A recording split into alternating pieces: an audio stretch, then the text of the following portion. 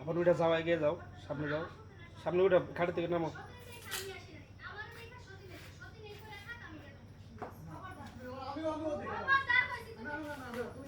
Phone দিয়ে খাটে ডাকো, খাটে আসো।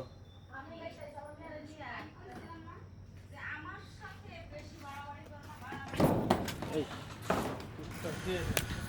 হ্যাঁ এখানে কে? হ্যাঁ এখানে কেউ নাই? কি বলে এখানে তো মনে করছে কেউ আছে। আচ্ছা আপনি কেউ নাই ঠিক আছে, আপনার হাজবেন্ড তো বিদেশ থাকে তাই না? তাই আপনার হাজবেন্ড বিদেশ থাকে, আপনি এখানে কেউ নাই, তাহলে এরকম করতেছেন, বুঝলাম না বিষয়টা। হ্যাঁ কিসে উত্তেজিত হয়ে গেছো? এটা রাখো, কেমন দেখা যায় একটা পরপুরুষ একটা মানুষ সামনে এসে এগুলা খোলামেলা রাখো। ও তাই নাকি, তুমি বুঝে গেছো? ও মাই গড। যাই হোক শোনো, যেহেতু আমি আয় পড়ছি বা আশেপাশে কেউ নাই, তোমার শাশুড়ি দেখলাম যে ওই পাশে গেলো ওইদিকে, তাহলে আধা ঘন্টা আমাকে সময় দাও।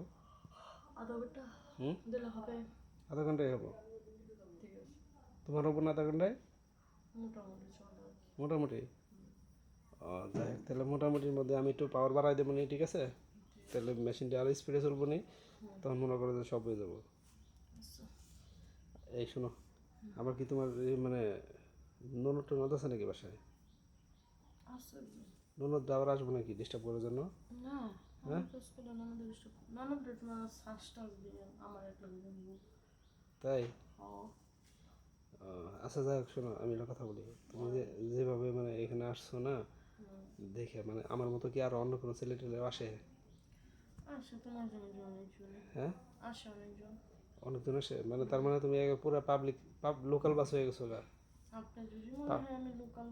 Public service.